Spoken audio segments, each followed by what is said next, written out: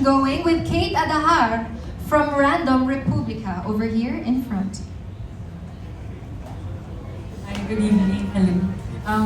My first question for the author, where were you in life nung sinulat mo ito? Nabanggit mo kasi may mga sensitive topics based on real people but yung story. I think po with this book, parang medyo pwede pa siyang i-forgive because it was written in a time na hindi pa ganun ka-sensitive yung mga tao about things in book.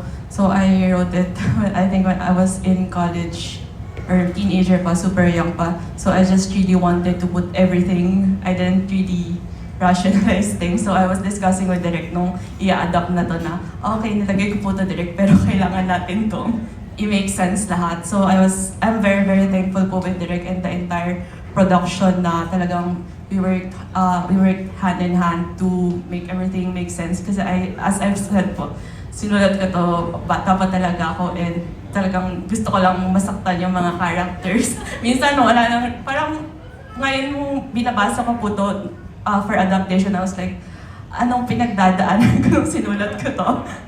So yun po, so sa mga nagbabasahin po yung story, parang trigger warning lang na may pinagdadaanan yata ako nung sinulat ko yun. Pero, so, take the book separately and yung adaptation, although it's based on the book, I want it to be seen as an altogether different body of work. Kasi po, it's an interpretation of Direk na I really, really love and I really respect Direk po sa vision niya sa story na to. Thank you. And for Direk, gaano po kahirap o kadali yung pag-adjust? And also, meron na po ba kayong nakitang hack sa pagpapakilig ng mga fans given na effective yung ibang projects? Nung nag-day one kami ng DAP, sabi ko nga kay Robin, ganito pala yung feeling ng nagsushoot ka ng book 2. Para lang siyang another shooting day ng SDP. Kasi same staff, same actors. So parang never akong nanibago or never akong nag-adjust ng malaki. Hindi ako talaga nangapa kasi yung location is the same. May mga recurring na location, bahay ni Drake, bahay ni Alice. So parang nag-step in lang ulit ako to shoot another scene from STP. Ganun yung feeling eh. Tapos in terms of kilig, ewan ko sa dalawang to effortless kasi sila eh. From STP, nag-werewolf kami, nag-us maybe kami, then this time it's DAP. Parang this time around, mas kabisado na namin yung dynamics ng director-actor relationship. Same with them, na isang tingin ko pa lang sa kanila, alam nila kung bad take or good take yung ginawa nila. Diba? So gano'n na namin kakilala yung bawat isa. Even si Angela, kapag nahihirapan siya, lumalapit siya sa akin. Kasi alam niyang kaya niya akong sabihan kung ano yung nararamdaman niya. Also with Rob. So sobrang gamay na namin yung bawat isa. So hindi na mahirap magpakilig. Kasi nga, effortlessly, nakakakilig talaga sila. Thank you, Direk. Thank you. Alright, maraming salamat, Miss Kate. Now moving on to Stars Photo, we have Alan Sancon.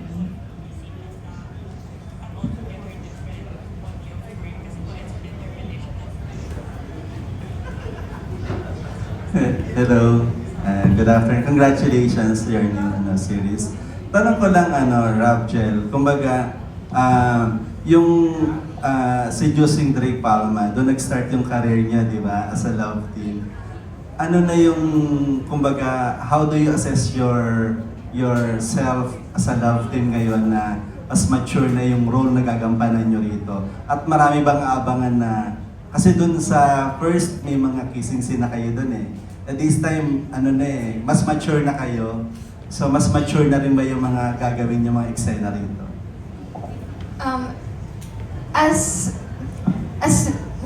As we get more projects, katulad po nitong season 2 ng SDP, of course, mas nagiging challenging din po yung work namin. So, same with Alice and Drake, hindi na lang po siya tweetums, sweet. This time, they face real-life challenges na hindi mo aakalain, hindi mo i-expect. So kahit kami na hindi namin na-experience yun, we have to immerse ourselves in it na parang nangyari talaga siya. So that's the challenge. As a love team naman po, we face it together by being each other's strength. Parang lagi namin minomotivate yung isa't isa. Yun po. Robin.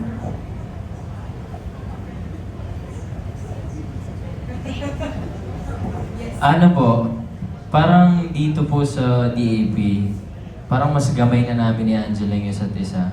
Mas memorize na namin yung isa-isa, kumbaga. Pag nagtitake po kami, parang mas naiintindihan na po namin ngayon kung paano kaysa nung season 1 talaga. Yun po. For my second question, si Robin, sa Oh. tinagal-tagal ng pagsasama niyo bilang love team, dumating, kasi parang napakinggan ko yung sinabi ni Phoebe kanina na handa mong ipaglaban yung karakter mo dito, si Alice, di ba? Ikaw ba in real life, dumating na sa point na ipinaglaban mo na si Angela in real life? May mga Parang- pagkakataon bang ipinaglaban mo na siya? Parang opo, meron. Pwedeng pakita. Pero sa amin na lang po yun. Yun po. Thank you po. Thank you, thank you. Alright, maraming salamat na. Rounding off batch 1, of course, we have from TikTok, People's Journal, at PM, Aster Amoyo. Bago ako magtanong, congratulations and best wishes kay soon to be Mrs. Rico Robles. Babes, congratulations. Thank you. Love you, anak. Yes, po. Yes. In a few days, she's going to be officially Mrs. Robles. Ay, in-announce ko raw, oh. Invited daw kayo sa lahat sa Boracay. Anyway, gusto ko muna i-direct ang tanong ko kay Frost. Frost, congratulations ha. Imagine mo hindi pa tapos yung hindi pa My Husband is a Mafia Boss and it's doing so well. Tapos ito, magiging part ka naman ng Dating Alice Perez. So how does it feel? Feels really good. Yeah. It feels very accomplishing. I'm really glad to be from the Mafia side. I finally get to be the lover boy Kent in Dating Alice Perez. It has really been like a blessing. I get to be busy. I love being busy. I take great pride in being tired. I take great pride in my eye bags. Yeah, I'm just a happy guy. I appreciate everything, and I'm thankful for all these opportunities happening. Thank you and of course good luck and Thank more you. blessings for you. I love you both. Thank you, anak. Is it Sek or Seki? Before kasi si Robin, he was part of a love triangle, right? Pero look at him now. He's been places, going places. And in your case, are you ready to take the next move or next level? I think something as successful or as accomplishing as that, I don't think you can ever be ready. But yeah, I feel very blessed naman po if ever that happens, and I'll be very thankful. So yeah. Thank you. And of course, kay Robin at saka si Angela. Being together for quite some time, no? So, ang dami nyo ng project na pinagsamahan. Meron pa ba kayong hindi na-discover sa isa't isa? Or every project that you make, meron kayo na-discover na bago? Parang wala na po. Parang alam na po namin everything about one another, and sa every project naman po, it's just always the same. Wala naman pong nagbabago. Yun naman po yung lagi namin na-remind sa sarili namin na sana walang magbago, walang lumakay ulo, wala pong basta maligaw po ng landas. Like we're always grounding one another, and basta kabisado na po namin yung isa't isa, and there's nothing new naman na we discovered.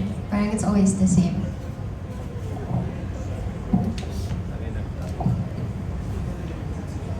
Parang wala na po, tita. Kasi parang gets na namin yung isa't isa. Yung parang pag tinignan niya ako, parang alam ko agad may kasalanan na ako. Pag tinignan ko siya, alam na niya agad. Yung parang naiintindihan na namin talaga yung isa't isa. Ayun po. Nakatampuhan pa ba kayo? Madalas po. So, paano kayo nagkakasundo muli? Paano yun nasa-settle yung tampuhan niyo? Ano po tita, tinatanggap po namin agad na may kasalanan, kung sino man yung may kasalanan, tapos siya dapat yung una magsusorry. Kasi hindi namin naayusin hanggang hindi nagsusorry may kasalanan. Yun. Wow! Congratulations. Thank you, tita. Lastly, alam ko dapat dalawa lang, but I wanted to ask the rest of the cast. Yung respective characters niyo ba, may semblance or may semblance ba sa tunay niyong buhay? Or merong pagkakahawig? Okay, this is to all the cast. Tita Esther. Yes, Hana, para Sige. they can also Alright, share. Let's start from this side and then going that way. Alright? Julian.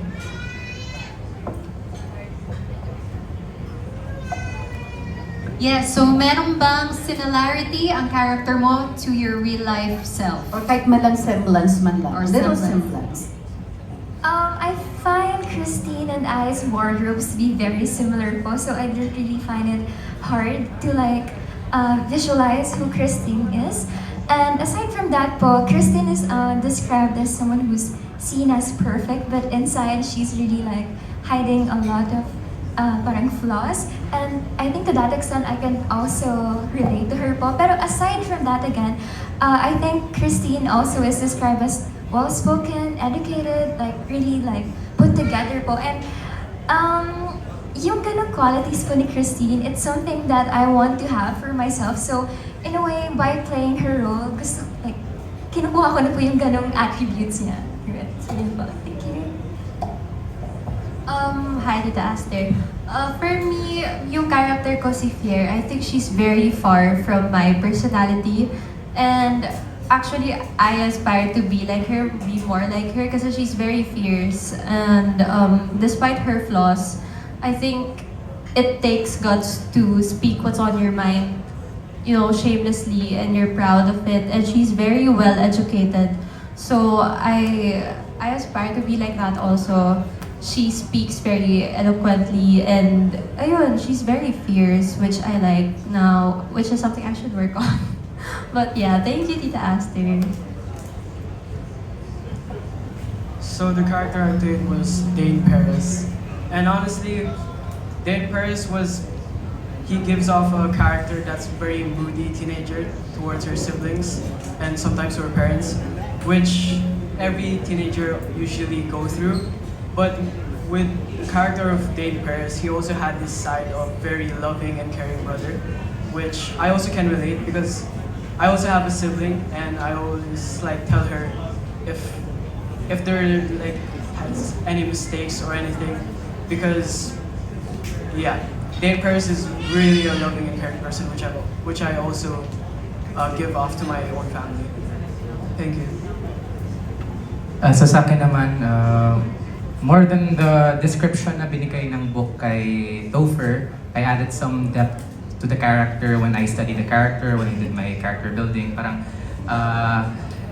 nilagyan ko siya ng bit of backstory or bit of yung bakit siya umabot sa ganun, bakit siya ganun mag-act. So I related it sa personal experience ko. So with that, mas lalo kong na-relate yung character, mas lalo kong na-portray yung character as what's in my head. And at the same time din yung vision din ni Direk and ni Attorney. So with that, I can say na relate talaga ako sa character. Especially yung pagkakulit niya, sometimes moody din, sometimes masungit. Pero yun, I can really relate to the character. Sa kabilang side. Tita. Si Shin po kasi crybaby siya eh. He's very soft-hearted. I feel like I can resonate with him. Hindi, I mean like, kahit ano. Hindi, I mean like, madali po kasi ako umiyak. Parang naiiyak po agad, manood lang ako movie. I feel like he has also a lot of empathy towards people, and I also have the same. So I think that's my same kami. Ikaw, Rafa.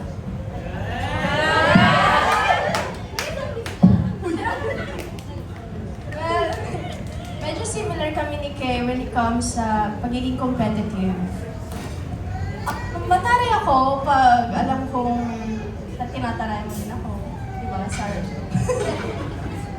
And may times din na pag gusto ko yung isang bagay, ginagawan ko talaga ng paraan. Pero kung hindi talaga para sa akin, nilalat go ko for the sake of mag-grow ako itself. And then, ayun, medyo, parang din sa mga boys, like TJ, hindi kami same doon. And medyo same kami dun sa part na may kailangan ako i-let go na guy para mag-grow ako and mag-focus sa self ko and career ko. For Ken po, I would say I always admired how he didn't take life seriously. And there's a lot of drama going on, but he still finds his way to be that jolly boy. And I can't say I have that much of a similarity with him, but I do have things that I want to take from Ken, which is that po.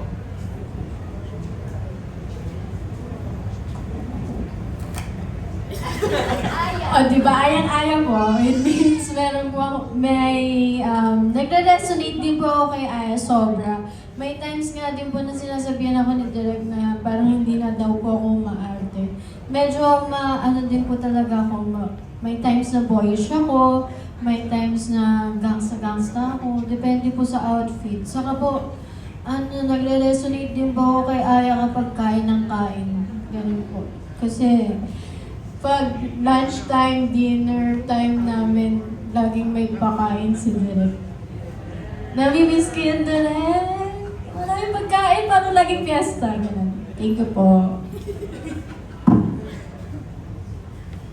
For me po, I think I can say that I'm very different from my character Shira in the sense where Shira, she does as she pleases and she wants what she wants no matter who gets stepped on or who gets affected.